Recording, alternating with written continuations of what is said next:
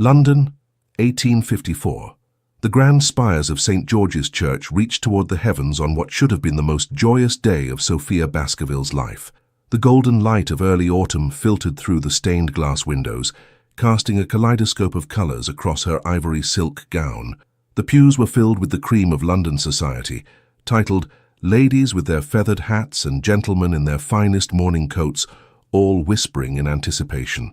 Sophia stood at the entrance, her gloved hand trembling slightly on her father's arm. Lord William Baskerville, a respected member of Parliament and descendant of one of England's oldest families, gazed down at his daughter with unmistakable pride. "You are a vision, my dear," he whispered, his voice thick with emotion. "The Duke is a fortunate man indeed." A small smile graced Sophia's lips, though her stomach fluttered with nerves. 6 months had passed since Charles Norfolk, the most sought-after bachelor in London, had surprised everyone by proposing to her during the midwinter ball at Pembroke House. The memory still made her heart race, how he had led her to the moonlit terrace, dropped to one knee and promised her eternal devotion. "I shall love you until my dying breath, Miss Baskerville," he had vowed, his handsome face illuminated by moonlight. "You have brought light into my world of endless social obligations. Say you will be my Duchess." The orchestra began the wedding march, and Sophia took a deep breath. This was the moment she had dreamed of since she was a girl. To marry for love, not merely for advantage, as was common in their circle. She began her walk down the aisle, her eyes fixed on the altar where Charles should have been waiting. The first whispers reached her ears when she was halfway down the nave. "Where is the Duke? Has anyone seen Norfolk this morning? This is most irregular." Sophia faltered, her steps slowing as she reached the front of the church. The vicar stood alone, his expression a mixture of confusion and growing concern. The Duke's best man, Lord Haverford, approached her father, whispering urgently in his ear. The minutes stretched painfully as the congregation's murmurs grew louder. Lord Baskerville's face hardened into a mask of controlled fury as he turned to Sophia. "My child," he said quietly, "it appears the Duke is indisposed." The blood drained from Sophia's face as the terrible truth dawned on her. Charles was not coming. There would be no wedding today. In the front pew, the Dowager Duchess of Norfolk, Charles's formidable mother, rose with glacial dignity. "This is outrageous," she declared, loud enough for those nearby to hear. "My son would never—" Her words were cut short by the arrival of a breathless footman who handed Lord Haverford a sealed note. The man's face fell as he read it, and when he looked up at Sophia, his expression was one of genuine pity. "Miss Baskerville," he said, bowing stiffly, "the Duke sends his regrets. He finds himself unable to proceed with the ceremony." A collective gasp rippled through the church. Sophia stood frozen, her bouquet of white roses and lilies hanging limply from her trembling fingers. The humiliation burned like fire in her veins, worse than any physical pain she had ever known. "Take me home," she whispered to her father. "Please, father, take me home." As Lord Baskerville led his daughter back down the aisle, the whispers followed them like shadows. Poor dear girl. What could have possessed Norfolk? Her reputation will never recover. Among the sea of pitying and curious faces, one pair of eyes watched with particular intensity. From his position near the back of the church, Ralph Percy, the Duke of Northumberland, observed the unfolding disaster with a mixture of disgust and unexpected sympathy. Known for his avoidance of matrimony and society's endless matchmaking schemes, Ralph had attended only out of obligation to his late father's friendship with the Baskervilles. Now, as he watched Sophia walk past with her head held high despite the tears streaming down her pale cheeks, something stirred within him, a feeling of admiration for her dignity in the face of such cruel humiliation. "Despicable," he muttered to himself, "utterly despicable." His companion, Lord James Blackwood, nodded in agreement. Norfolk always was a scoundrel beneath that charming exterior. Poor Miss Baskerville. Her season is effectively over. No one will speak of anything else for months. Ralph's eyes narrowed as he watched Sophia disappear through the church doors. "She deserves better than this farce," he said, more to himself than to James. Far better. Little did he know how prophetic those words would prove to be. The weeks following the wedding disaster were a blur of pain and isolation for Sophia.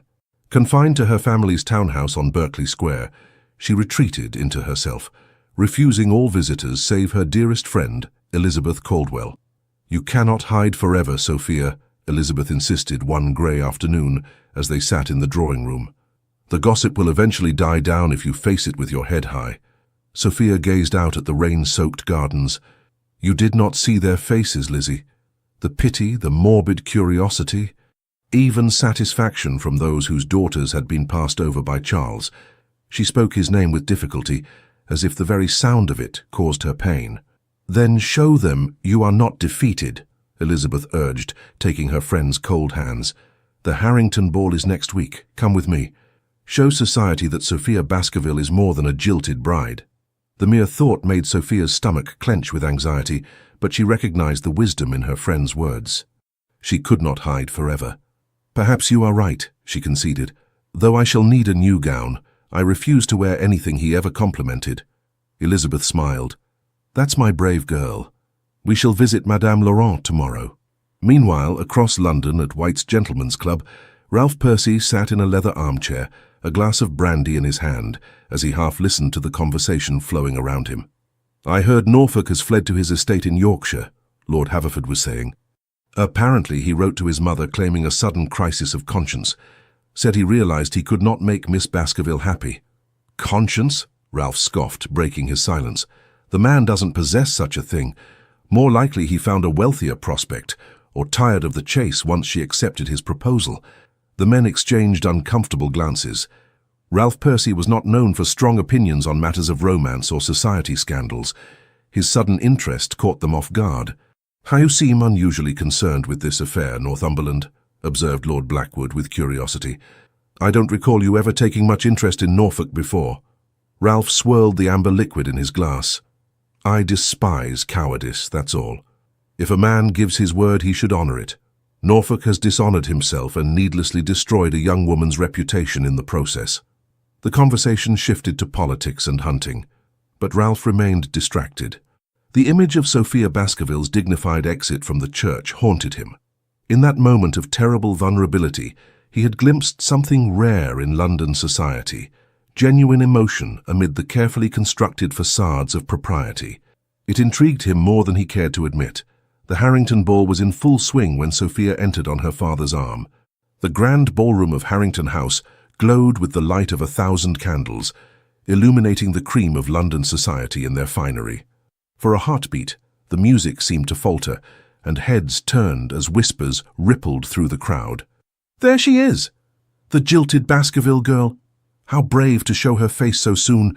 Sophia felt her resolve waver, but then straightened her spine, lifting her chin slightly. She wore a gown of deep sapphire blue. A bold choice that Madame Laurent had assured her brought out the striking color of her grey-blue eyes and complemented her chestnut hair. It was a departure from the pastels expected of young ladies, but Sophia was no longer concerned with meeting society's expectations. Remember, you are a Baskerville, her father murmured. We do not bend, we do not break. They made their way through the crowd, acknowledging acquaintances with polite nods. Some turned away awkwardly, but others, particularly the older matrons who had weathered their own scandals in years past, greeted her with genuine warmth. Lady Harrington, their hostess, took both of Sophia's hands in hers. My dear Miss Baskerville, how delightful to see you. You look absolutely radiant this evening. Thank you for your kindness, Lady Harrington, Sophia replied, grateful for the woman's tact. Across the ballroom, Ralph Percy stood with his usual air of detached boredom, half listening to a discussion about the Crimean conflict. The arrival of Sophia Baskerville, however, commanded his full attention. He had expected her to remain in seclusion for months, yet here she was, facing the very society that had witnessed her humiliation. I must say, Miss Baskerville shows remarkable courage, observed Lord James Blackwood, following Ralph's gaze. Most young ladies would have retreated to the country indefinitely after such an incident. Ralph nodded, studying her from a distance. The sapphire gown was a statement in itself, not the attire of a woman defeated by scandal, but one determined to define herself on her own terms. Perhaps Norfolk did her a favor, Ralph murmured. She appears far too interesting for such a shallow fool. James raised an eyebrow. My word, Percy, I do believe you're developing an admiration for the lady. Should I alert the matchmaking mammas that the notorious bachelor Duke of Northumberland has finally shown interest in a prospect? Ralph shot his friend a warning glance. Don't be absurd. I merely respect resilience when I see it. The evening progressed, and Sophia found herself surrounded by a protective circle of friends. Elizabeth hovered nearby, deflecting intrusive questions with practiced grace. Even Lord Blackwood, whom Sophia knew only by reputation, approached to engage her father in conversation, providing a welcome distraction from the curious stares. When the orchestra began a waltz, the dance floor cleared as couples formed. Sophia prepared to retreat to the sidelines, having no expectation of being asked to dance. Miss Baskerville, the deep voice startled her. She turned to find the Duke of Northumberland standing before her, tall and imposing in his immaculate evening clothes. Unlike most of the gentlemen present, who affected an almost feminine delicacy in their attire, Ralph Percy's appearance was one of austere elegance, his clothes impeccably tailored but without ostentation. "Your Grace," she replied with a curtsy, surprised by his approach. She knew him by reputation, wealthy, intelligent, and notoriously disinterested in marriage. They had been introduced once at a literary salon, but had exchanged barely more than pleasantries. "Would you honor me with this dance?" he asked, his expression serious, almost severe. His eyes, a striking shade of green that contrasted sharply with his dark hair, held hers steadily. The ballroom seemed to hold its collective breath. For the Duke of Northumberland to single out the jilted Miss Baskerville for a waltz was unexpected, to say the least. "I would be delighted, Your Grace," she answered, taking his offered hand. As they moved onto the dance floor, Sophia was acutely aware of the whispers following them. Ralph's hand at her waist was firm, but respectful, his movements assured as he guided her through the waltz. "You dance well, Miss Baskerville," he observed, "as do you, Your Grace, though I confess I'm somewhat surprised by your invitation. You're not known for your enthusiasm for dancing." A hint of a smile touched his lips. "I dance when the partner interests me. And what makes me interesting, Your Grace? My recent notoriety, perhaps?" There was a sharp edge to her question. Ralph's eyes narrowed slightly. "No, Miss Baskerville. Your dignity despite it." The directness of his response caught her off guard. Most gentlemen would have offered empty platitudes or awkward sympathy. "Forgive me," she said softly. "That was ungracious. No apology needed. You have every right to be wary." He guided her through a turn with effortless grace. London society can be merciless, particularly to those who least deserve its cruelty. "You speak as though you've experienced such cruelty yourself, Your Grace." A shadow passed across his features. "Let's just say I understand what it is to be the subject of speculation and judgment." They danced in silence for several moments, moving in perfect harmony despite never having partnered before. Sophia found herself relaxing into the dance, appreciating the solid presence of the Duke, so different from Charles's flashy charm. "May I speak plainly, Miss Baskerville?" Ralph asked as the waltz neared its conclusion. "I would prefer it, Your Grace. Norfolk is a fool who didn't deserve your hand. You have conducted yourself with remarkable grace in the face of unwarranted humiliation. And while I have no doubt you'll receive numerous invitations to dance after this evening, I would be honored if you would save the supper dance for me." Sophia studied his face, searching for signs of pity or, worse, the predatory interest she'd detected in some gentleman who clearly viewed her as damaged goods and therefore an easy conquest. She found neither, only a straightforward respect that was refreshingly honest. "The supper dance is yours, Your Grace," she said as the music ended. As Ralph escorted her back to Elizabeth and her father, the whispers around them took on a different tone. By tomorrow, all of London would be talking not of Sophia Baskerville's humiliation, but of her apparent conquest of the elusive Duke of Northumberland. Neither Sophia nor Ralph paid them any mind. True to Sophia's prediction, her dance with the Duke became the talk of London. Over the following weeks, she gradually re-entered society, finding that Ralph Percy's apparent interest had transformed her from an object of pity to one of fascination. They encountered each other regularly at soirées, literary discussions, and gallery openings. Unlike Charles, who had overwhelmed her with flamboyant gestures and public declarations, Ralph's attention was subtle but consistent. He sought her out for conversations about books she had mentioned enjoying, remembered her opinions on matters ranging from poetry to politics, and seemed genuinely interested in her thoughts. "He's quite taken with you," Elizabeth observed one afternoon as they browsed in Hatchard's bookshop. The Duke, I mean. Sophia ran her fingers along the spine of a volume of Tennyson's poems. I think he merely feels sorry for me, Lizzie. Nonsense. Ralph Percy doesn't do anything out of mere pity. He's far too practical for such sentimentality. Elizabeth lowered her voice. They say he swore off marriage after some tragedy in his youth. No one knows the details, but his mother was American, a Boston heiress, and there are whispers about a scandal involving her family. Gossip, nothing more, Sophia replied, though her curiosity was piqued. Besides, I have no interest in marriage. Once was enough. You weren't actually married, dear. No, but I was close enough to see the abyss, Sophia said with forced lightness. I prefer my independence.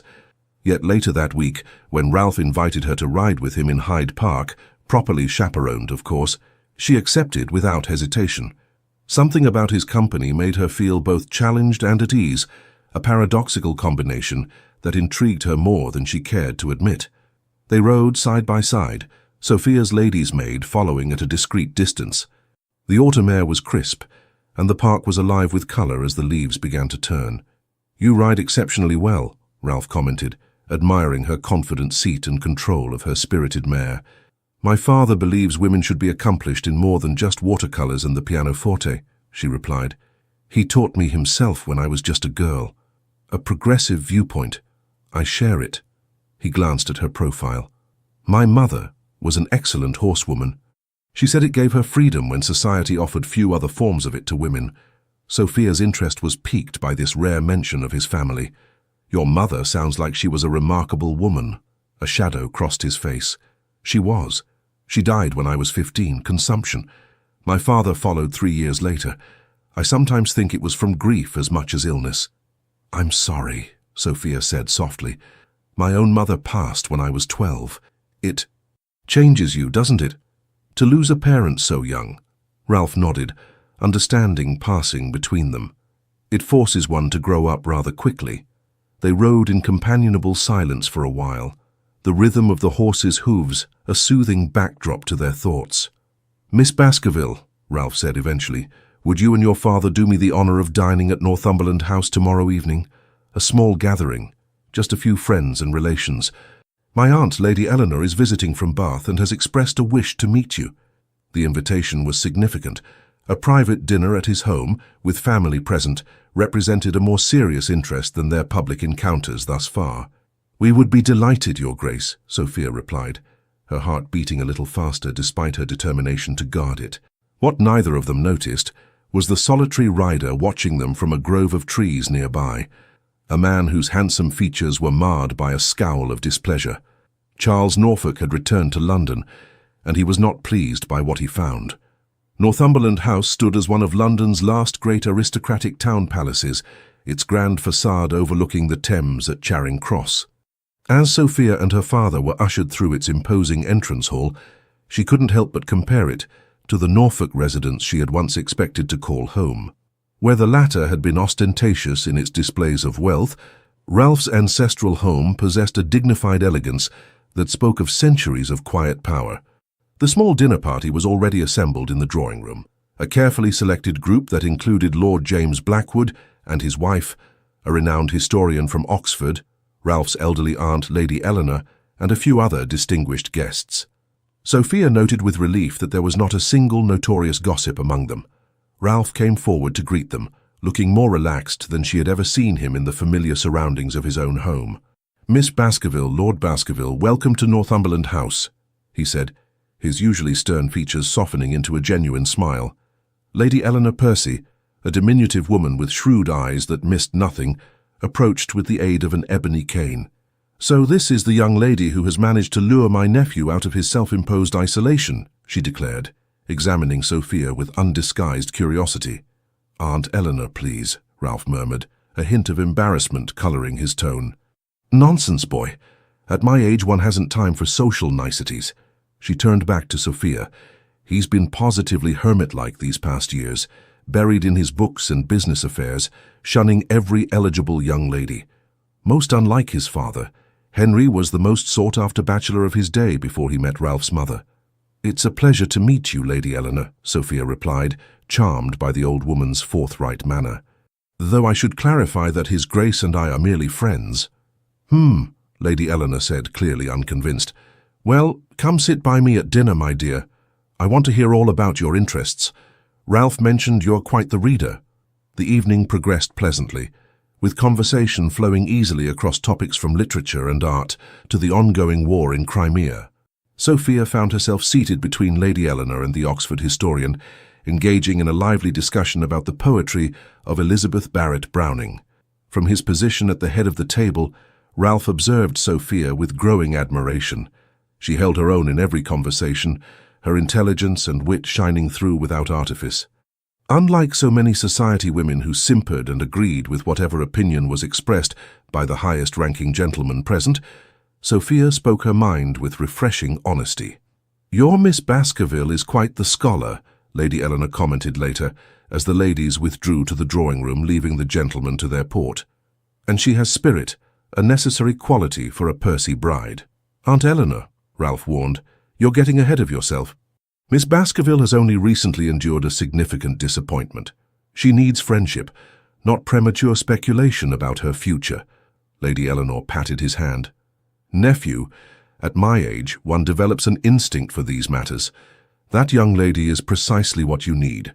Someone who challenges you, who doesn't worship at the altar of your dukedom." Ralph couldn't entirely disagree, though he was reluctant to admit it even to himself. Over the past weeks, Sophia had become increasingly important to him. He found himself seeking her company, valuing her opinions, admiring her resilience. Yet he hesitated to name the growing feeling as anything more than respect and friendship. After all, she had been publicly abandoned by the man she loved. Her heart was surely still engaged elsewhere, whatever brave face she presented to the world. The following week brought the first snow of the season, blanketing London in pristine white. Sophia stood at the window of her father's study, watching the snowflakes swirl in the lamplight, when the butler announced an unexpected visitor. "The Duke of Norfolk, my lord, my lady." Sophia froze, her hands gripping the windowsill as she turned slowly to face the door. Charles Norfolk strode into the room with the same easy confidence she remembered, as though the past months of pain and scandal had never happened. He was as handsome as ever in his fashionable attire, golden hair gleaming in the firelight. "Miss Baskerville, Lord Baskerville," he said, bowing slightly. "I thank you for receiving me." Lord Baskerville's face was like stone. "I received you only to inform you personally that you are no longer welcome in this house, Norfolk. Your actions toward my daughter were unconscionable." Charles had the grace to look discomfited. "That is precisely why I have come, sir, to make amends, to explain." "There can be no explanation sufficient for abandoning a lady at the altar," Lord Baskerville said coldly. "Father," Sophia interrupted, her voice steady despite her racing heart. "I would hear what the Duke has to say."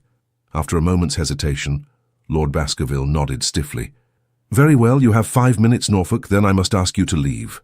Charles approached Sophia, his blue eyes filled with apparent remorse. "Sophia, Miss Baskerville, I cannot begin to express my regret for the pain I caused you. My actions were inexcusable." "Yes, they were," she agreed calmly. "Why have you returned, Your Grace?" He seemed taken aback by her composure. Perhaps he had expected tears, hysteria, or even joy at his return. Instead, she regarded him with the cool detachment one might show a stranger. "I've come to explain myself, and to ask, hope, really, that you might find it in your heart to forgive me." He glanced at Lord Baskerville, then back to Sophia. "Might we speak privately?" "Absolutely not," her father declared. "It's all right, father," Sophia said. "We can speak in the drawing-room. The door shall remain open." In the drawing-room, Charles paced before the fireplace, while Sophia sat rigidly on a settee, maintaining as much distance between them as propriety allowed. "I was a coward," he began. "The night before our wedding I was overcome with a terrible fear, not of you, never of you, but of failing as a husband. My father, as you know, was not a faithful man. My mother suffered greatly because of it. I began to fear I might inherit his worst qualities." "So you decided to spare me by publicly humiliating me?" Sophia asked, her voice cool. "How noble." Charles winced. "I deserve your anger. What I did was unforgivable. But Sophia, being away from you these months, has shown me what a terrible mistake I made. I've never ceased loving you. How convenient that you've realized this just as I've begun to rebuild my life, she observed. I assume you've heard of my friendship with the Duke of Northumberland? A flash of something, jealousy, irritation, crossed Charles's face before he masked it. I have. People talk of little else. But surely you cannot be serious about Percy. He's known to be cold, antisocial, nothing like the man who could make you happy. And you presume to know what would make me happy after abandoning me on what should have been the happiest day of my life? Sophia rose, anger finally breaking through her calm facade. Your Grace, you forfeited any right to an opinion on my happiness when you failed to appear at St. George's. Sophia, please. Charles moved closer, his voice dropping to the persuasive tone she once found irresistible. What we had was real. I made a terrible mistake, but we can begin again. I still love you. I believe you still love me too. For a moment, Sophia felt a flicker of her old feelings, the infatuation that had once consumed her, the dreams she had built around a future with Charles. But it was like looking at a faded portrait, the colors no longer vivid, the details blurred by time and pain. No, Charles, she said, using his Christian name for the first and last time. I don't love you anymore. Perhaps I never truly did. I was in love with the idea of you, the charming, devoted suitor who seemed to adore me. But that man never really existed, did he? Charles stared at her, genuine surprise in his eyes. He had clearly expected her to fall gratefully into his arms, overjoyed at his return. This is Percy's influence, he said, a harder edge entering his voice. He's turned you against me. Ralph, His Grace, has done nothing of the sort, Sophia replied. He has simply shown me what true respect looks like. Now I think you should leave. Charles's handsome face hardened. This isn't over, Sophia. Percy doesn't love you. He's incapable of it. Everyone knows he swore off marriage after his American mother's family scandal. He's merely using you to rehabilitate his own reputation as a recluse. Leave, Your Grace, Sophia repeated, refusing to let his words affect her, and please do not call again. As he departed, Sophia returned to the window, watching as Charles's carriage pulled away into the swirling snow. She felt oddly hollow, not devastated as she might once have expected, but unsettled by his accusations about Ralph. What did she really know about the Duke of Northumberland's past? Why had he really taken an interest in her? And most troubling of all, why did the thought that he might not truly care for her cause such an ache in her heart? The annual midwinter ball at Lady Catherine Howard's estate provided the perfect backdrop for the drama unfolding in London's high society. Held in her sprawling country house just outside London, it was the last major social event before many families departed for their country estates for Christmas. Sophia arrived with her father and Elizabeth, her nerves on edge. She had not seen Ralph since Charles's unexpected visit, having sent her apologies for a musical evening at Northumberland House, claiming a headache. In truth, she had needed time to sort through her confused feelings. The ballroom was transformed into a winter wonderland, with evergreen boughs and white flowers adorning every surface, crystal chandeliers casting a magical glow over the proceedings. Sophia wore a gown of deep burgundy velvet, another bold choice that set her apart from the pastel-clad debutantes. She spotted Ralph immediately upon entering, his tall figure impossible to miss as he conversed with Lord Blackwood. As if sensing her presence, he looked up, their eyes meeting across the crowded room. Something in his expression, relief perhaps, made her heart flutter. Before she could make her way to him, however, a familiar voice spoke from behind her. You look ravishing in burgundy, Miss Baskerville, always so distinctive in your choices.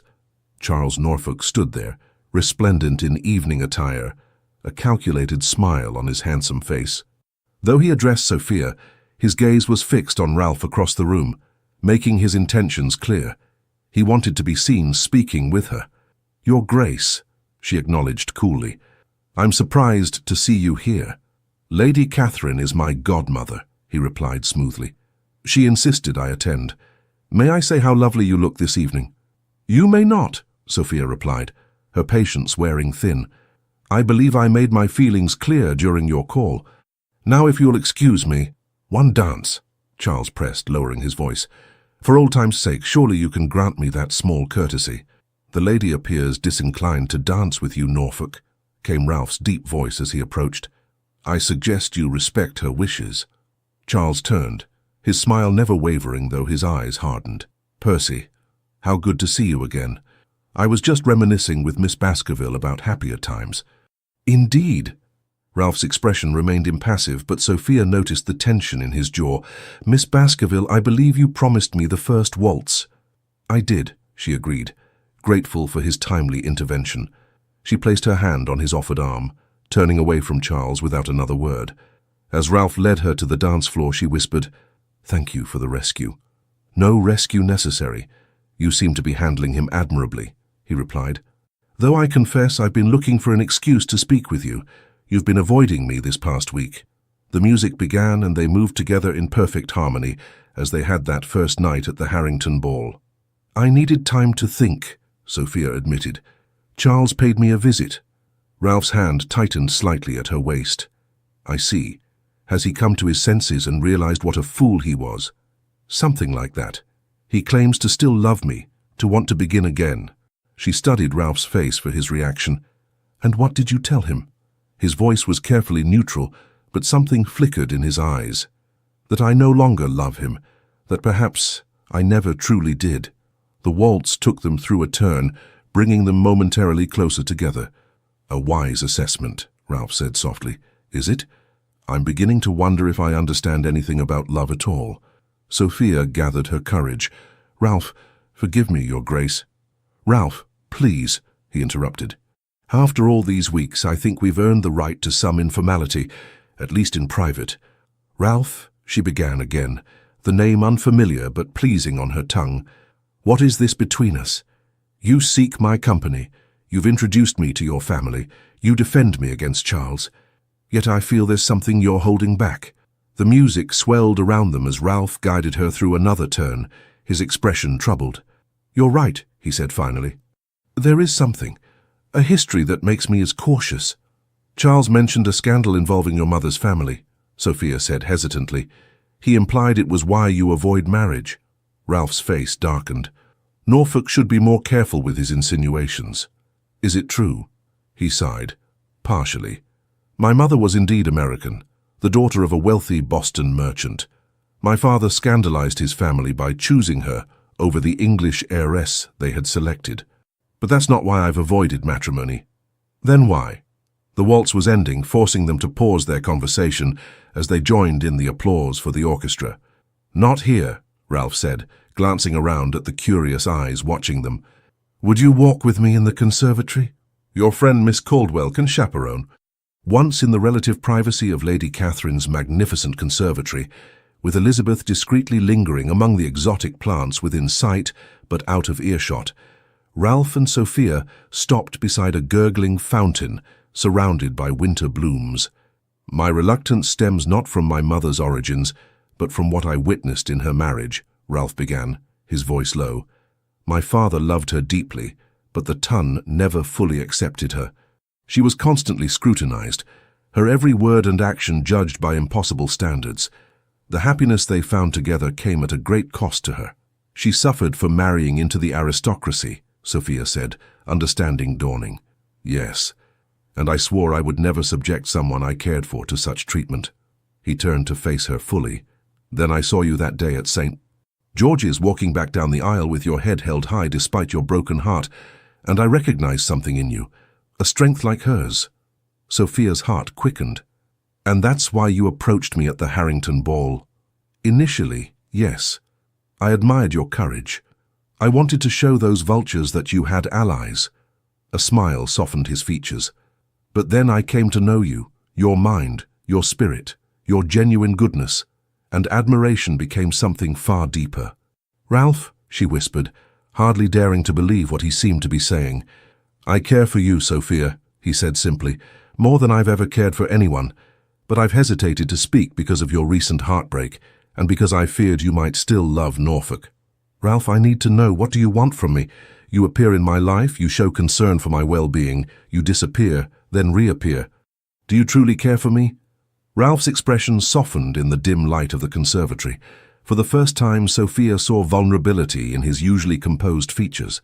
"Sophia," he said, her name almost a caress on his lips, "the truth is that I have been fighting against my feelings for you since that first dance. I told myself it was merely concern, then friendship, then admiration, but I can no longer deny the truth, even to myself. He took her gloved hands in his touch gentle yet sure. What do I want from you? Nothing. And everything. I love you. I have loved you, I believe, since I saw your dignity in the face of humiliation. Everything I've learned about you since has only deepened that feeling. Sophia's breath caught in her throat. Then why keep your distance? Why the hesitation? Because I feared you could not possibly return my feelings so soon after Norfolk's betrayal. Because I did not wish to be merely a replacement, a consolation prize. His eyes searched hers. And because loving someone means wanting their happiness above all else, even if that happiness doesn't include me. Tears pricked at Sophia's eyes, not of sadness, but of a profound relief. All this time I thought perhaps you were merely being kind, or worse, pitying me. Never pity, Ralph said firmly. Admiration, respect, and yes, love, but never pity. Sophia felt as though a weight had been lifted from her heart. The doubts that had plagued her since Charles's visit melted away in the warmth of Ralph's honest declaration. I cannot say when it happened, she confessed. Perhaps it was when you discussed Wordsworth's poetry with me for hours at Lady Fleming's literary salon, or when you remembered that I preferred lilies to roses, or when you defended that factory girl's right to fair wages at Lord Pembroke's dinner, despite everyone else's dismissal. A smile touched Ralph's lips. You notice that? I notice everything about you, she admitted. You're nothing like what society claims. They call you cold. But I've seen the passion with which you fight for what's right. They say you're antisocial, but I've witnessed your kindness to those society overlooks. Only you see me so clearly, he murmured. And only you have seen me, truly seen me, as more than a pretty ornament or a tragic figure. Sophia's voice grew stronger with conviction. Ralph, I believe I love you too. Not as a refuge from heartbreak or a shield against scandal, but for yourself. The look of joy that transformed Ralph's usually solemn features was breathtaking. For a moment, they stood in silence, the significance of their declarations hanging in the air between them. May I call upon your father tomorrow? Ralph asked finally. To request his permission to court you properly? Yes, Sophia whispered. Though I warn you, he's grown quite protective since everything happened. As he should be, Ralph replied. I would expect no less. From across the conservatory, Elizabeth cleared her throat delicately, a reminder of her presence and the propriety they must maintain. We should return to the ballroom, Sophia said reluctantly. Ralph offered his arm. Lady Catherine will be serving supper soon. May I escort you? As they rejoined the festivities, Sophia was keenly aware of Charles watching them from across the room, his expression darkening when he observed their evident closeness. But for once she felt no lingering pain at the sight of him, only a mild pity for a man who had thrown away something precious out of cowardice. Her future, she realized with quiet certainty, lay with Ralph. The following weeks were among the happiest of Sophia's life. True to his word, Ralph called upon Lord Baskerville the day after the midwinter ball, formally requesting permission to court Sophia. Her father, initially cautious after the Norfolk debacle, was won over by Ralph's straightforward manner and evident sincerity. Their courtship progressed with a natural ease that surprised them both. Unlike the whirlwind romance with Charles, which had been conducted largely in the spotlight of society balls and public gatherings, Sophia and Ralph's relationship deepened through quiet afternoons in his extensive library, long rides in the park, and thoughtful conversations about everything from politics to poetry. Lady Eleanor, delighted by the match, became Sophia's devoted champion, regaling her with stories of Ralph's childhood and offering insights into the sometimes complex man he had become. He built walls around his heart after his mother died, the elderly woman confided during an afternoon tea at Northumberland House. His father retreated into grief, and Ralph shouldered the responsibilities of the dukedom far too young. He learned to hide his feelings behind that stern facade. His mother must have been an extraordinary woman, Sophia said softly. Lady Eleanor nodded. She was radiant, artistic, full of life. Some adored her, others merely tolerated her out of duty. She was a woman who left no one indifferent. And in our world, my dear, that often comes at a cost. I see glimpses of the boy he must have been sometimes, Sophia replied, smiling, when he's truly excited about a new book, or when he laughs at his own jokes. Lady Eleanor patted her hand approvingly. You're good for him, my dear. I haven't seen him this happy in years." Not everyone viewed their growing attachment with such approval, however. Charles Norfolk had begun appearing with suspicious frequency at events they attended, often making a point of engaging Sophia in conversation before Ralph could intervene. "He's becoming a nuisance," Elizabeth observed after one such encounter at a gallery opening. "The way he looks at you, it's as though he believes he still has some claim on your affections." "He's simply wounded in his pride," Sophia replied, though she too was growing concerned by Charles's persistence. "He expected me to welcome him back with open arms. The fact that I've moved on, and with Ralph of all people, is a blow to his vanity." "Be careful, Sophia," Elizabeth warned. "Men like Norfolk can be dangerous when their pride is wounded." Her friend's words proved prophetic. Just days later, as Sophia left her modiste's shop on Bond Street, she found Charles waiting beside her carriage. "A word, if you please, Miss Baskerville," he said, his charming smile firmly in place, though it didn't reach his eyes. "We have nothing to discuss, Your Grace," she replied coolly, signaling to her footman. Charles stepped closer, lowering his voice. "I wonder if Percy has told you the whole truth about his past, about why he really avoids marriage." Sophia stiffened. "Whatever you're implying, I'm not interested." "No? Not even if it concerns a former fiancé?" Charles's smile turned sly. "Ask him about Lady Isabella Montague. Ask why their engagement was broken just weeks before the wedding." Before Sophia could respond, her footman intervened, and Charles stepped back, bowing with mock politeness. "Good day, Miss Baskerville. Do give my regards to the Duke." Disturbed by the encounter, Sophia debated whether to mention it to Ralph. She trusted him implicitly, yet Charles's insinuation had planted a seed of doubt. Had there been another woman, another broken engagement?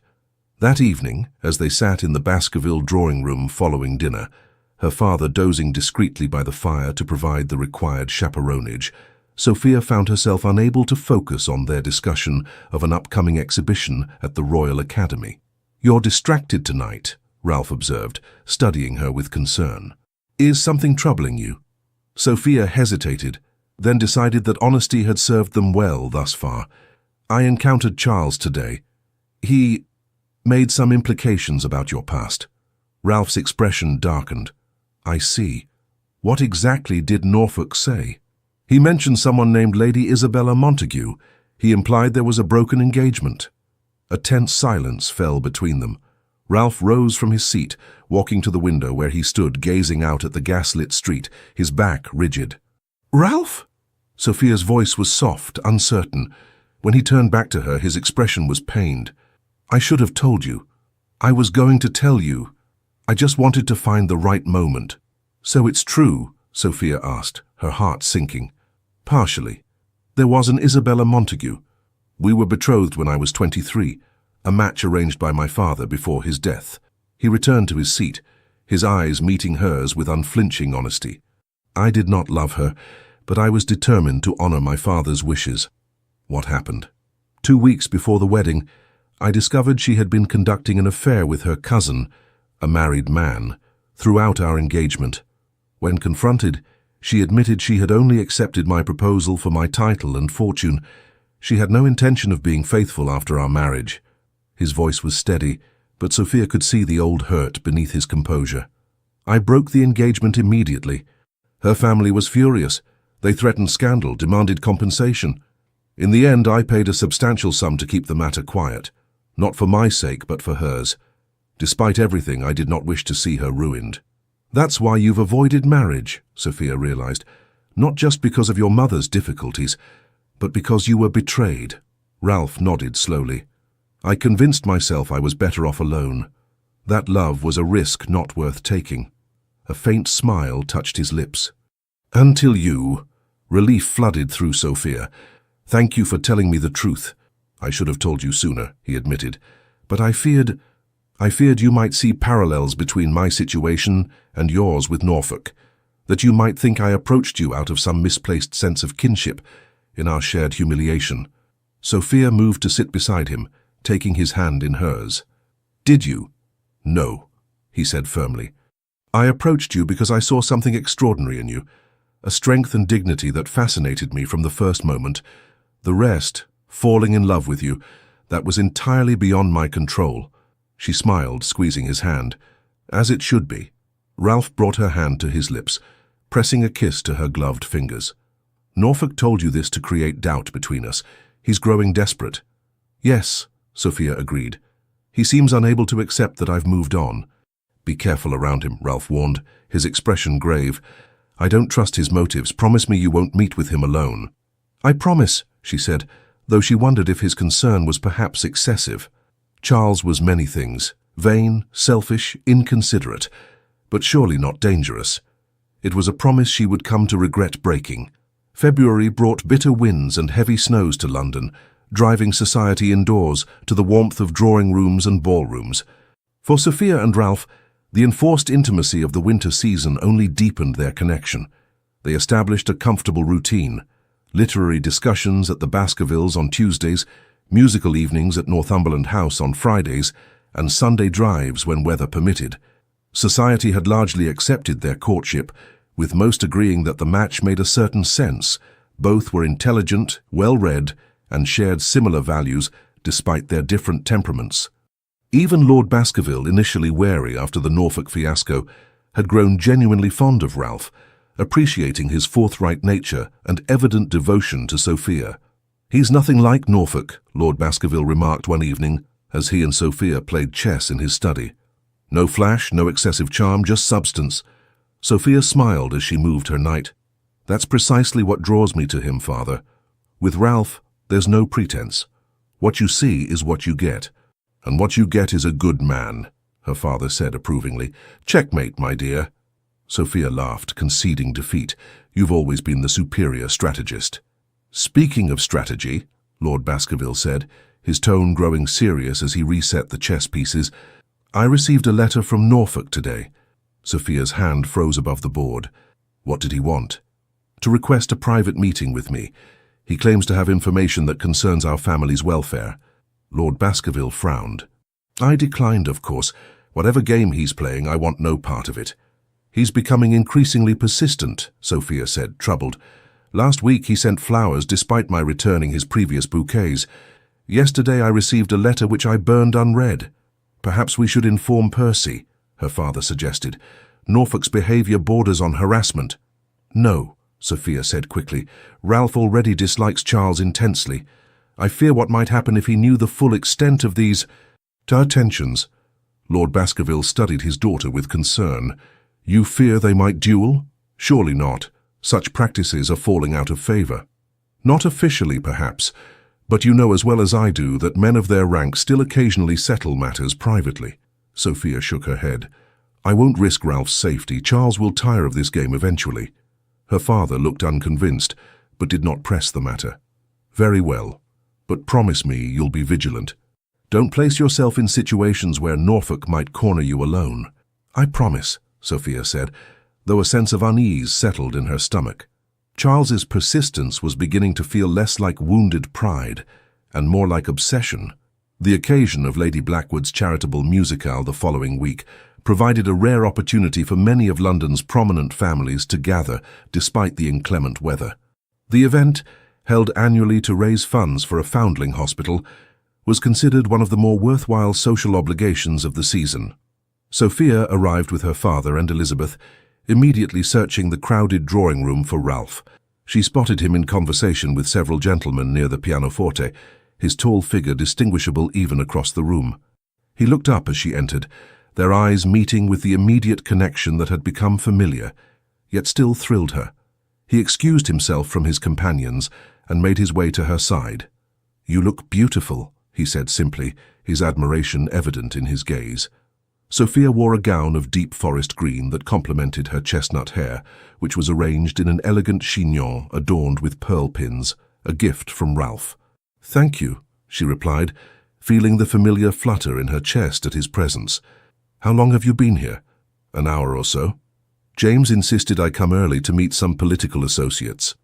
He offered his arm. Lady Blackwood has arranged some exceptional talent tonight. The young violinist from Vienna is particularly impressive. As they made their way through the crowd, Sophia noticed Charles Norfolk across the room, deep in conversation with a striking blonde woman she recognized as Lady Helena Rutherford, a young widow known for her beauty and substantial fortune. Charles glanced up, meeting Sophia's gaze with a pointed look, before returning his attention to Lady Helena, bending closer to whisper something that made her laugh.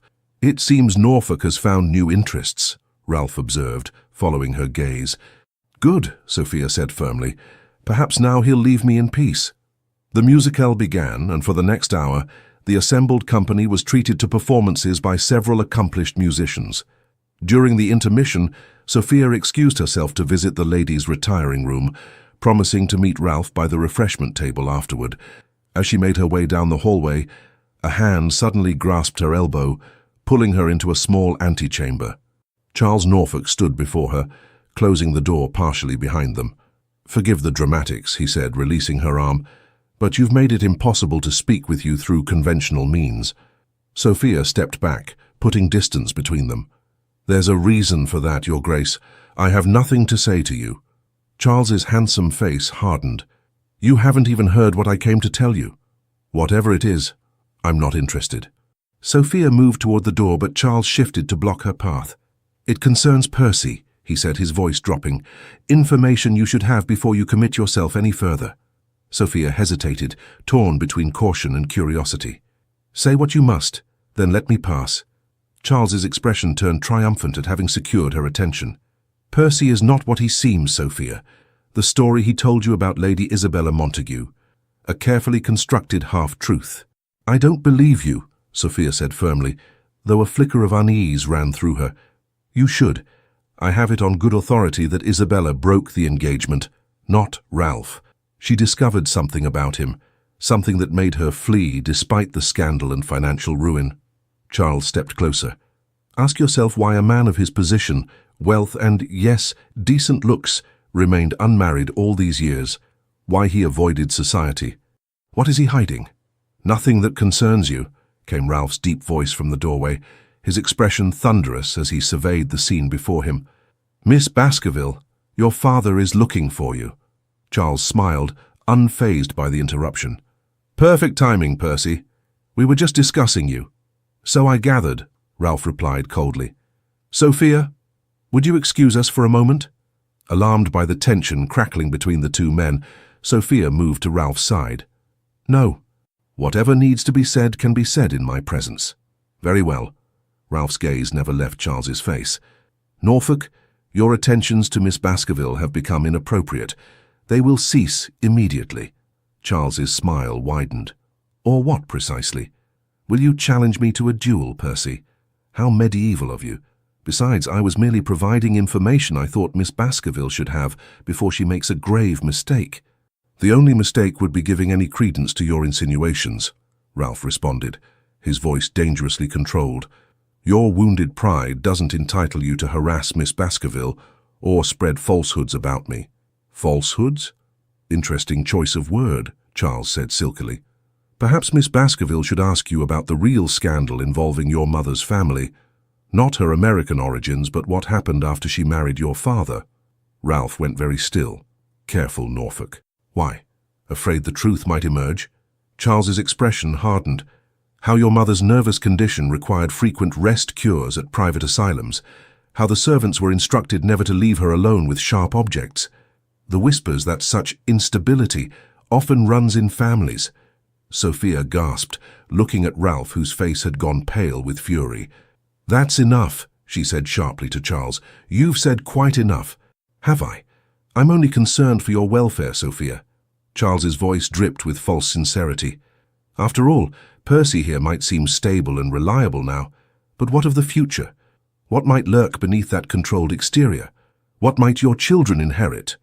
Ralph moved so quickly that neither Sophia nor Charles had time to react. In an instant, he had Charles by the lapels, pushing him against the wall.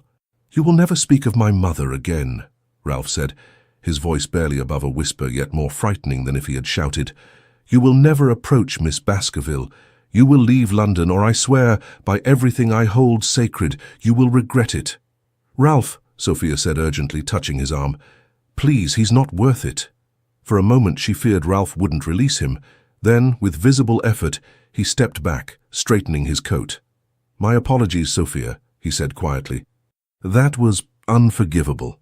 Charles adjusted his clothing, a triumphant gleam in his eyes despite his physical disadvantage. "As you can see, Miss Baskerville, the Duke of Northumberland has quite a temper beneath that cold exterior. Perhaps now you'll reconsider—" "Get out," Sophia interrupted, her voice shaking with anger. "Get out before I call for the footman to remove you." Something in her expression must have convinced Charles that he had pushed too far. He bowed mockingly. "As you wish. But remember my warnings when his true nature reveals itself." With that he departed, leaving Sophia and Ralph alone in the small antechamber. "Ralph," Sophia began, reaching for his hand, "what he said about your mother was partially true," Ralph admitted, his expression haunted. "My mother did suffer from melancholia. After my birth it worsened. There were episodes, periods when she needed specialized care." Sophia squeezed his hand. "That doesn't change anything between us." "Doesn't it?"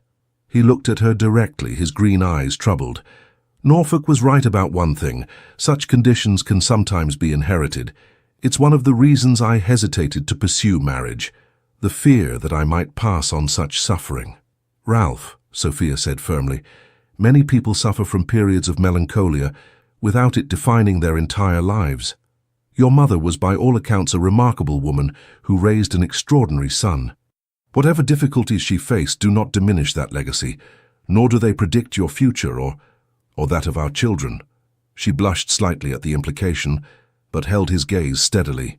"You truly believe that?" he asked, vulnerability evident in his voice. "I do. We all have shadows in our family histories, Ralph. What matters is how we face them, how we support each other through them." She smiled gently. "Besides, I'm rather stubborn. If you ever showed signs of withdrawing into melancholy, I would simply have to drag you back to the light." A hint of a smile touched his lips. "You would, wouldn't you?" "Without hesitation," she promised. "Now, shall we return to the musicale before my father sends out a search party?" Ralph hesitated. "There's something I need to ask you first, Sophia. Something I've been considering for some time, though I had planned a more romantic setting." Her heart quickened as he took both her hands in his. "Yes? These past months have been the happiest of my life. You've brought joy, warmth and purpose where there was only duty and solitude." His voice was steady, though she could feel a slight tremor in his hands. "I love you more than I ever thought possible to love another person. Would you do me the extraordinary honor of becoming my wife?" Tears of happiness sprang to Sophia's eyes. "Yes," she whispered. "Yes, Ralph, I will marry you." He drew her gently into his arms, their lips meeting in a kiss that, while modest by modern standards, sealed their commitment to one another with tender promise. When they finally returned to the musicale, the glow of happiness surrounding them was unmistakable. Lord Baskerville, seeing their joined hands and radiant expressions, raised an eyebrow inquiringly. At Ralph's nod, a smile of genuine pleasure spread across his face. Elizabeth, ever observant, immediately embraced Sophia, whispering congratulations. Lady Eleanor, who had been in conversation with Lord Blackwood, made her way across the room with surprising speed for a woman of her years. "Well," she demanded, looking between them, "has my nephew finally found the courage to propose properly?" Ralph laughed, a sound of pure joy that drew smiles from those nearby. "I have, Aunt Eleanor, and miracle of miracles, Miss Baskerville has accepted." "Of course she has," Lady Eleanor declared, embracing Sophia warmly. "The girl has excellent judgment." The news spread quickly through the gathering, with well-wishers surrounding the newly engaged couple. Only one face showed displeasure. Charles Norfolk watched from across the room, his expression darkening as he observed the evident happiness of the woman he had once abandoned. The weeks following their engagement were filled with preparations and celebrations. Announcements were placed in the newspapers, congratulations poured in from friends and relations, and Sophia found herself swept up in the excitement of planning a spring wedding. This time, however, the preparations felt different. Where her engagement to Charles had been marked by grand gestures and public displays, her relationship with Ralph was characterized by quiet certainty and mutual respect. They made decisions together, from the selection of Northumberland House's East Wing as their future apartments, to the charitable donations they would make in lieu of elaborate wedding favors. One afternoon in early March, as they walked through the gardens of Kew, where the first crocuses were beginning to emerge, Ralph broached a subject that had clearly been on his mind. "Sophia," he began, "there's something I wish to discuss with you regarding our future." She smiled up at him. "That sounds rather serious." "It is, in a way." He guided her to a stone bench overlooking a small pond. "You know that as Duchess of Northumberland, you'll have considerable responsibilities, social obligations, charitable work, management of multiple households." "I'm not intimidated by hard work, Ralph," she assured him. "I know you're not. That's not my concern." He took her hands in his. "What I want to be sure of is that you'll have space for your own interests and pursuits as well. Your writing, for instance." Sophia blinked in surprise. Few people knew of her private passion for writing poetry and essays, which she had shared only with Elizabeth and, more recently, with Ralph. "You would encourage that?" she asked. "More than encourage. I insist upon it," he said with a smile. "You have a remarkable mind, Sophia. I would never want marriage to me to diminish your intellectual life or personal growth." Tears pricked at her eyes. "Do you know how unusual that perspective is among men of your station?" "Perhaps," he acknowledged, "but I've seen what happens when a woman's spirit is constrained by convention and expectation. My mother was happiest when my father encouraged her painting. After she became ill, art was often her only solace." Sophia squeezed his hands. "Thank you, for understanding, for caring about what matters to me." "Always," he promised. "I want us to be partners in the truest sense, supporting each other's ambitions and interests, facing challenges together." As they continued their walk, discussing plans for a small library that would be Sophia's private writing retreat within Northumberland House, neither noticed the figure watching them from a distance, his face twisted with bitter resentment. Charles Norfolk had spent the weeks since the musical alternating between pursuing Lady Helena Rutherford in public and privately plotting ways to disrupt Sophia's happiness. The woman he had once abandoned had become an obsession, not because he truly loved her, but because her evident happiness with Ralph Percy was a constant reminder of his own miscalculation. He had expected her to pine for him, to welcome him back with gratitude when he deigned to return. Instead, she had rebuilt her life without him, found love with a man he considered his inferior in charm and social grace, and now glowed with a contentment he had never seen during their courtship. It was intolerable. His attempts to sow doubt about Ralph's family history and mental stability had failed. His efforts to intercept their correspondence had been thwarted by vigilant servants. Even his carefully placed rumors about Ralph's supposed financial difficulties had gained no traction, given the well-known prosperity of the Percy estates. As he watched the couple from a distance, a new plan began to form, one that would require patience, but might prove more effective than his previous attempts. If he could not prevent the marriage, perhaps he could plant seeds of discord that would bloom into resentment over time. With a final glare at the oblivious couple, Charles turned and strode away, his mind working on the details of his scheme. The week before the wedding was a whirlwind of final preparations. Sophia divided her time between fittings for her wedding gown, consultations with the housekeeper at Northumberland House about her preferences for their private apartments, and treasured quiet moments with Ralph when they could steal them. They had decided on a ceremony at St. George's, a deliberate choice that Sophia had insisted upon. "I want to replace the memory of that day with a happier one," she had explained, when Ralph questioned whether the location might bring painful associations. "I want to walk down that aisle toward a future I've chosen, with my whole heart." 3 days before the wedding, Sophia was reviewing the final guest list with Elizabeth when a footman announced an unexpected visitor. "Lady Helena Rutherford, miss." Sophia and Elizabeth exchanged puzzled glances. While they were acquainted with the young widow, they were hardly intimate friends. "Show her in," Sophia instructed, curious about this unusual call. Lady Helena entered, elegant in a visiting dress of pale lavender, her golden hair arranged in fashionable ringlets beneath a feathered bonnet. Though her expression was composed, Sophia detected a certain tension in her manner. "Lady Helena, what a pleasant surprise," Sophia greeted her. "May I present my friend, Miss Elizabeth Caldwell? Elizabeth Lady Helena Rutherford." After the customary courtesies were exchanged and tea was served, Lady Helena came to the purpose of her visit. "Miss Baskerville, I find myself in the uncomfortable position of being the bearer of potentially distressing information," she began, her gloved fingers fidgeting with her teacup. Under normal circumstances, I would not interfere in another's affairs, but given your impending marriage, I felt it my moral duty to speak. Sophia's pleasant expression didn't waver, though internally she braced herself. What information is that, Lady Helena? It concerns the Duke of Norfolk. Lady Helena hesitated. He has been attentive to me these past weeks.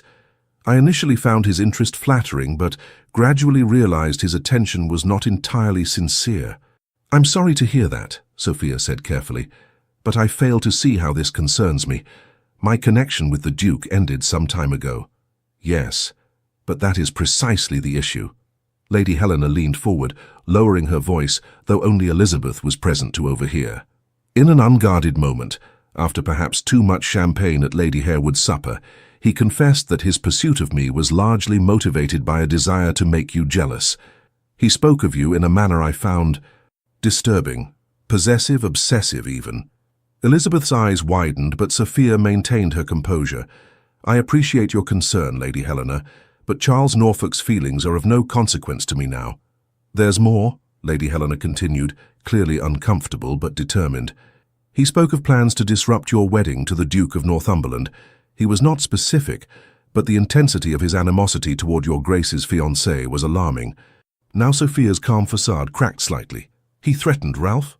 Not explicitly, Lady Helena clarified, but he made comments about saving you from a terrible mistake and revealing Percy's true nature before it was too late. I feared he might cause a scene at the ceremony or worse. Sophia exchanged a troubled glance with Elizabeth. Thank you for bringing this to my attention, Lady Helena. It was most courageous of you. I owed it to you as a fellow woman, Lady Helena replied, rising to take her leave. The Duke can be very charming when he wishes, but there is something unbalanced in his fixation on you. Please be careful and perhaps alert your fiancé to the potential for disruption. After Lady Helena departed, Elizabeth turned to Sophia, her expression grave. You must tell Ralph immediately. If Norfolk is planning something, and cause a confrontation days before our wedding, Sophia shook her head. No, I'll inform my father and ensure that the church security is increased. Charles may be behaving irrationally, but he's not foolish enough to create a public scandal that would damage his own reputation. Elizabeth looked unconvinced. Sophia, you've always been too willing to see the best in people. Norfolk has already demonstrated he's capable of shocking behavior. Who abandons a bride at the altar? I know, Sophia sighed, but I truly believe he's more interested in unsettling me than causing actual harm. His pride was wounded when I didn't welcome him back with open arms. Once Ralph and I are married, he'll have to accept the reality and move on. Elizabeth reluctantly agreed not to mention Lady Helena's warning to Ralph, though she insisted on informing Lord Baskerville. He, in turn, arranged for additional footmen to be present at the church, a precaution that would prove both necessary and insufficient. The morning of the wedding dawned clear and bright, a perfect early spring day with blossoms beginning to appear on the trees lining Berkeley Square. Unlike the nervous anticipation that had preceded her almost wedding to Charles, Sophia felt a calm certainty as her maid helped her dress for the ceremony. Her gown was a masterpiece of restrained elegance, ivory silk with delicate embroidery of lilies of the valley along the hem and bodice, a tribute to Ralph's first gift to her. Her veil, secured with the pearl pins he had given her, fell in soft folds around her face and shoulders. You look like an angel, Miss Sophia, her maid whispered, stepping back to admire her handiwork. Elizabeth, serving as her bridesmaid, entered the room and gasped in delight. Oh, Sophia, Ralph will be speechless. As the carriage carried them toward St. George's, Sophia's thoughts turned to the journey that had brought her here. From the devastation of that terrible day last autumn to the profound happiness she now felt, she had emerged stronger, wiser, more certain of herself and what she truly wanted in a partner. The church was filled with guests, the murmur of their conversations audible as Sophia waited in the antechamber with her father. This time there was no anxious checking of timepieces, no worried whispers about the groom's whereabouts. Through a small window, Sophia could see Ralph already waiting at the altar, tall and distinguished in his formal attire, James Blackwood at his side as best man. "Ready, my dear?" Lord Baskerville asked, offering his arm with a proud smile. "More than ready, father," Sophia replied, her heart full. The familiar notes of the wedding march began, and they started their procession down the aisle. Unlike her previous journey to the altar, Sophia kept her gaze fixed on Ralph, whose expression as he watched her approach was one of undisguised love and wonder. They reached the altar, and Lord Baskerville placed Sophia's hand in Ralph's, a gesture that symbolized not only the giving of a bride, but the entrusting of his beloved daughter to a man he had come to respect deeply. The vicar began the service, his voice solemn yet warm as he spoke the ancient words. When the time came for any objections to the union, a momentary hush fell over the congregation. It was in that silence that the church doors burst open with a bang that echoed through the nave. Charles Norfolk stood in the doorway, his appearance dishevelled, his eyes wild. "Stop this farce!" he shouted, his voice echoing through the stunned silence of the church. Ralph instinctively moved closer to Sophia, his body slightly in front of hers as if to shield her. Lord Baskerville rose from his seat in the front pew, his expression thunderous. "This woman," Charles continued, staggering slightly as he moved down the aisle, "cannot marry this man. She is promised to me." Whispers rippled through the congregation as footmen moved to intercept Charles, who evaded them with surprising agility. "Norfolk," Ralph said, his voice low but carrying in the hushed church, "you are not welcome here. Leave now while you still have some dignity intact." Charles laughed, a bitter sound devoid of humor. "Dignity? You speak to me of dignity, Percy? When you stole what was rightfully mine?" "I never belonged to you, Charles," Sophia said firmly, stepping forward despite Ralph's protective gesture. "I made my choice freely, both when I accepted your proposal and when I ended our connection after your abandonment." "Abandonment?" Charles's face contorted with a mixture of rage and something like desperation. "Is that what you call it? I was protecting you." Lord Baskerville had reached them now, positioning himself between the couple and the intruder. "That's quite enough, Norfolk. You're clearly not in your right mind. Allow my men to escort you out before this becomes an even greater embarrassment for you." Two footmen flanked Charles, but he shook them off violently. "You don't understand," he insisted, his gaze fixed on Sophia. "I had to test you, to be sure you truly loved me enough to forgive anything, don't you see? It was a test of your devotion." A collective gasp went through the assembly at this shocking revelation. Sophia felt Ralph tense beside her, but she placed a restraining hand on his arm. "A test," she repeated, her voice steady despite her shock. "You shattered my heart and humiliated me publicly as a test." "Yes," Charles exclaimed, as if this explanation made perfect sense. "A duchess must be steadfast, unshakable in her loyalty. When I returned, you should have welcomed me back. Instead, you turned to him." He gestured contemptuously toward Ralph. Sophia stared at the man she had once thought she loved, seeing him truly for perhaps the first time. Not the charming, dashing suitor who had swept her off her feet, but a deeply insecure, controlling man whose handsome exterior masked a twisted soul. "Charles," she said quietly, "you need help. This behavior is not rational. Please, allow Lord Blackwood to take you home before you cause yourself further embarrassment." James Blackwood had indeed stepped forward, his expression a mixture of pity and disgust as he addressed his former friend. "Come, Norfolk, this has gone far enough." For a moment it seemed Charles might allow himself to be led away. Then his gaze fell on Ralph's hand, still protectively holding Sophia's, and something in him snapped. "No!" he shouted. "I won't let you have her." With alarming speed, he reached into his coat and pulled out a small pistol. Screams erupted from the congregation as women fainted and men moved to shield them. Ralph immediately pushed Sophia behind him, facing Charles squarely despite the weapon trained on him. "Norfolk, think about what you're doing," Ralph said calmly, though Sophia could feel the tension in every line of his body. "This isn't just a scandal anymore. It's a crime." "A crime?" Charles laughed wildly. "What about the crime of stealing another man's fiancée? What about the crime of poisoning her mind against me?" "No one poisoned my mind, Charles," Sophia said, stepping out from behind Ralph, despite his attempt to keep her protected. "Your own actions revealed your true character." "Stay back, Sophia," Ralph warned, trying to move her behind him again, but Sophia stood firm, facing the man who had caused her so much pain. "Put down the pistol, Charles. This isn't who you are. This isn't the man who quoted poetry to me in Lady Fleming's garden, who discussed politics with my father, who danced with such grace at the midwinter ball." For a heartbeat, uncertainty flickered across Charles's face. The pistol wavered slightly, Remember who you are, Sophia continued gently. The Duke of Norfolk, a gentleman, a man of honor.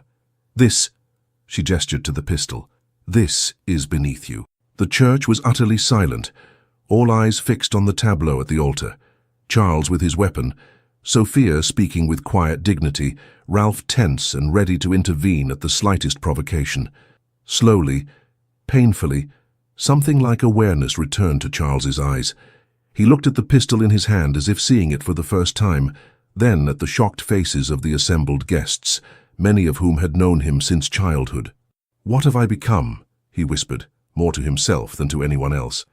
In that moment of clarity, James Blackwood moved forward and gently took the pistol from Charles's unresisting hand.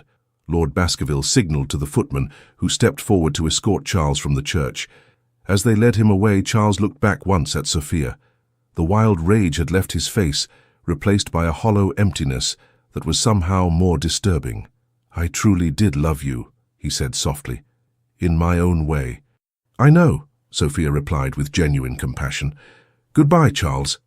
The doors closed behind them, and a collective exhalation seemed to pass through the church. Ralph turned to Sophia, his eyes searching her face with concern. "Are you all right?" he asked urgently, taking her hands in his. "Yes," she assured him, her voice steady. "I'm perfectly all right." The vicar, who had remained remarkably composed throughout the ordeal, cleared his throat. "Shall we proceed with the ceremony?" Ralph looked to Sophia, leaving the decision entirely in her hands. She smiled at him, her eyes clear and certain. "Yes," she said firmly, "let us proceed." The remainder of the ceremony passed in a blur of emotion for Sophia. The traditional words took on deeper meaning after the dramatic demonstration of how fragile life and happiness could be. When Ralph placed the simple gold band on her finger, his hands were steady, his voice unwavering as he promised to love, honor, and cherish her all the days of his life. "I now pronounce you man and wife," the vicar declared at last. "Your Grace, you may kiss your bride." Ralph cupped Sophia's face with infinite tenderness, his eyes conveying all the love and commitment words could never adequately express. Their kiss, while appropriately modest for the setting, sealed a bond that had been forged through adversity and strengthened by mutual respect and genuine love. As they turned to face the congregation, now husband and wife, the applause that erupted was more than the customary polite acknowledgement. It was a celebration of triumph, of love and dignity prevailing over bitterness and obsession. The wedding breakfast at Northumberland House was a surprisingly joyful affair, despite the drama that had preceded it. Perhaps the shared experience of the disrupted ceremony had created a sense of communal relief and celebration among the guests.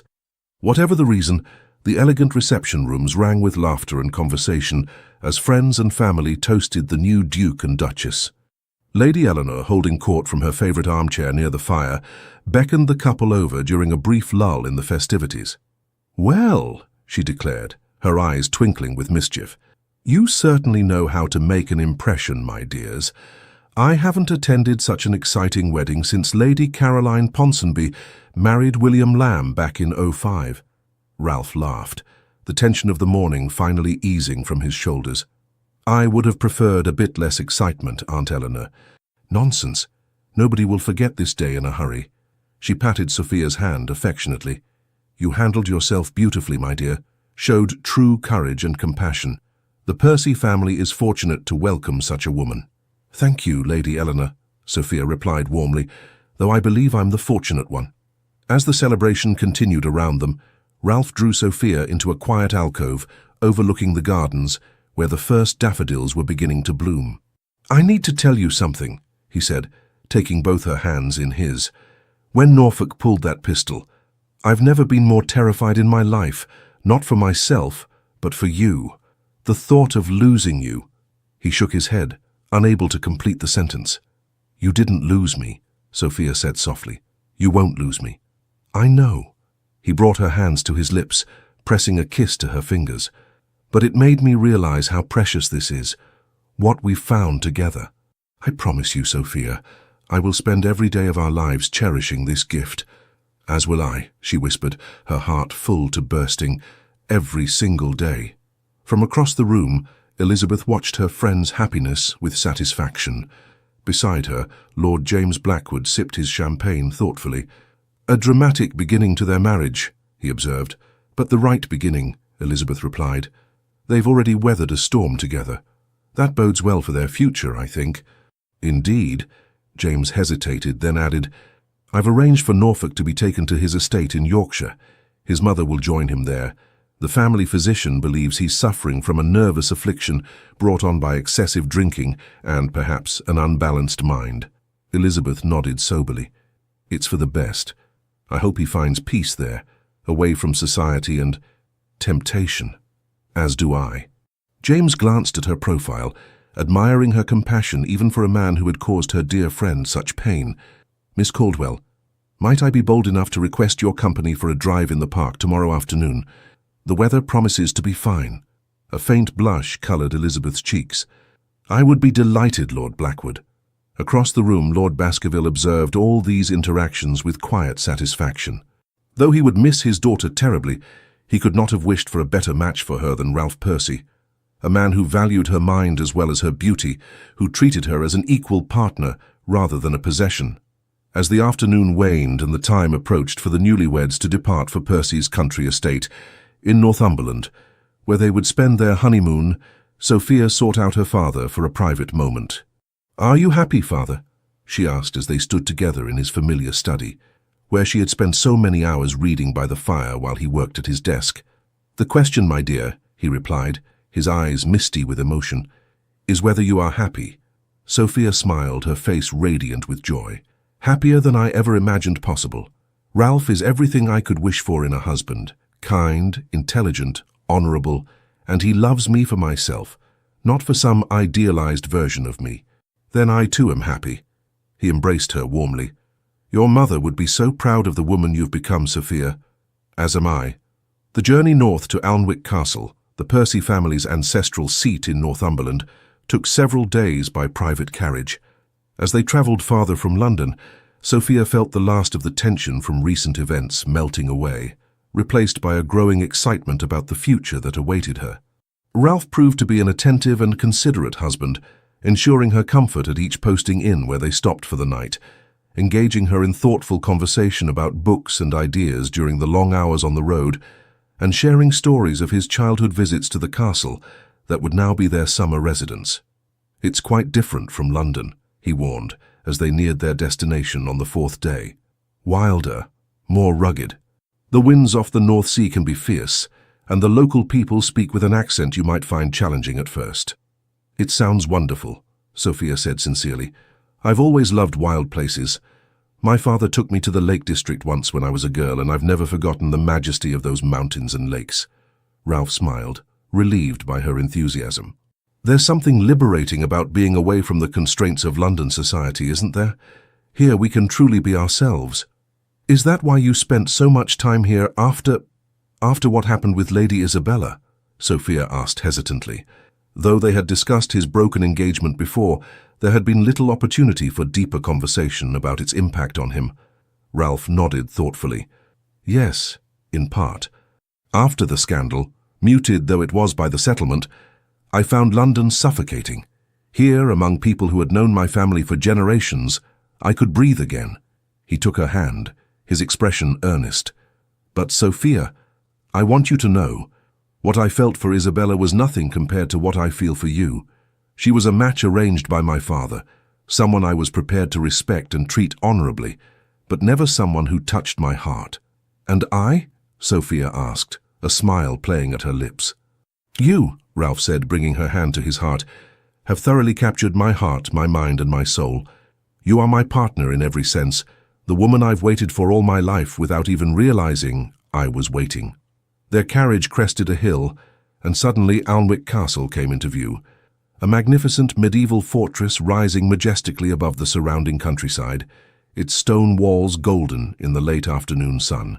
"Oh, Ralph," Sophia breathed, awestruck by the sight. "It's like something from a fairy tale." "Welcome home, Duchess," he said softly, his eyes warm with love. As the carriage approached the castle, servants lined the driveway to welcome their duke and his new bride.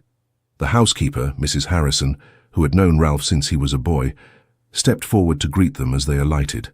"Your Grace, "Welcome back," she said warmly, curtsying to Ralph before turning to Sophia with genuine warmth. "And welcome to you, Your Grace. All is prepared as you requested." The next hours were a whirlwind of introductions, as Sophia met the principal servants and was shown through the main rooms of the castle. Though the building was ancient, dating back to the Norman conquest, the interior had been modernized over the centuries, while retaining its historical character. "This will be your private sitting room," Ralph explained as they entered a lovely rounded chamber in one of the towers, filled with afternoon sunlight. A writing desk was positioned near the window with a magnificent view of the countryside, and bookshelves lined the walls. "I had it arranged according to your preferences. Elizabeth was most helpful in advising on your favorite colors and furniture styles." Touched by his thoughtfulness, Sophia explored the room, noting the fresh flowers on every surface and the selection of her favorite books already arranged on the shelves. "It's perfect," she said, turning to him with shining eyes. "Absolutely perfect." As evening fell, they dined privately in a small chamber adjacent to their suite. The local cook had prepared regional specialties to introduce Sophia to Northumbrian cuisine: freshly caught fish from the North Sea, lamb from the hillsides, and vegetables from the castle's own gardens. Over candlelight, they talked of their plans for the future, the improvements Ralph hoped to make to the tenant farms, Sophia's ideas for establishing a school for the workers' children, their shared dream of creating a home filled with books, music, and eventually children of their own. "Are you afraid?" Ralph asked quietly, as they touched on the subject of family. "After what I told you about my mother?" Sophia considered her answer carefully. "Not afraid, no. Aware perhaps of the possibilities. But Ralph, every family carries its own burdens and blessings. If our children inherit your intelligence, your sense of justice, your capacity for love, those gifts far outweigh any risks." He reached across the table to take her hand. "How did I become so fortunate to find a woman of such wisdom and grace?" "I believe," she said with a smile, "that we found each other precisely when we needed to. After I thought all my dreams had shattered, you showed me that sometimes what looks like an ending is merely the beginning of something far more beautiful than we could have imagined." Later that night, as they stood together at the window of their bedchamber, looking out at the star-filled sky above the ancient landscape, Ralph wrapped his arms around Sophia from behind, holding her close. "Are you happy, my love?" he murmured against her hair. Sophia turned in his embrace, lifting her face to his. "Completely, utterly happy," she whispered.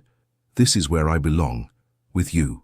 Their lips met in a kiss that held all the promise of their future together, a future built not on the shifting sands of infatuation and societal expectations, but on the solid foundation of genuine love, mutual respect, and shared values.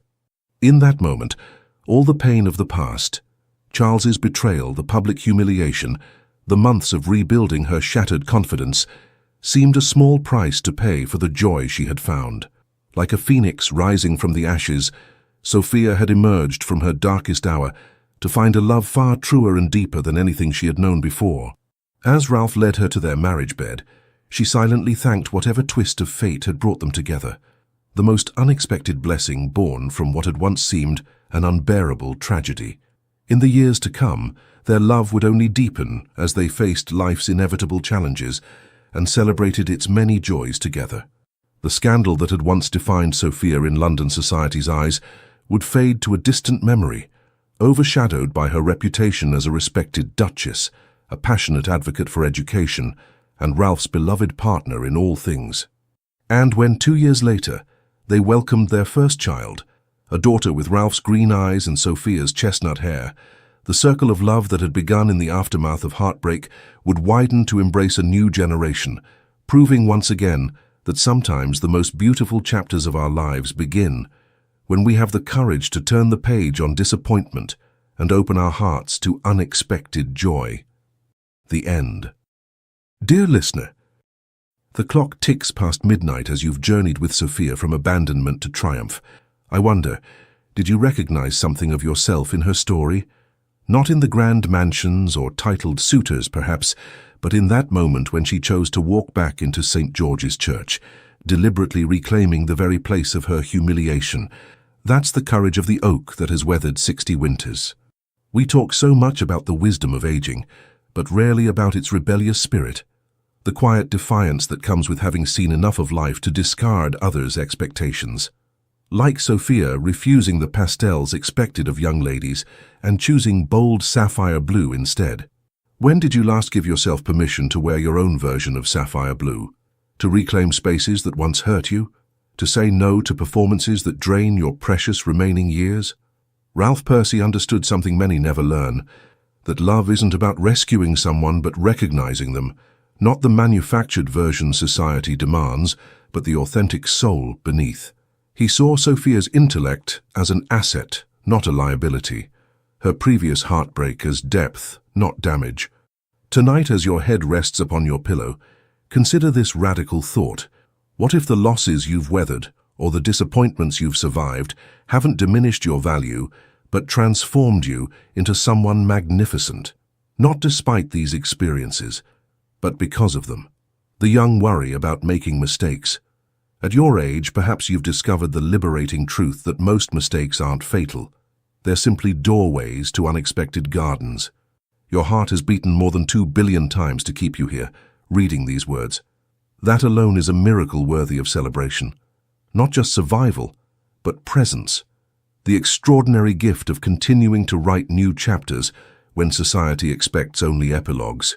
May your dreams tonight be as bold as Sophia's burgundy gown at the midwinter ball, unapologetically vivid, refreshingly authentic, and entirely yours.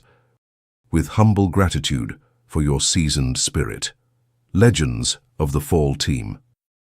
Thank you so much for staying with us until the end. We hope this story of courage, love, and unexpected redemption touched your heart as deeply as it touched ours. If it moved you, please like, comment, and share it with someone who needs a little hope today. And most importantly, subscribe to our channel from the bottom of our hearts so we can keep bringing you more stories full of emotion, romance, and life-changing turns. At the very end of this video, another story suggestion will appear. Click and be surprised by another deeply emotional tale from our channel. With love, the Legends of the Fall Team.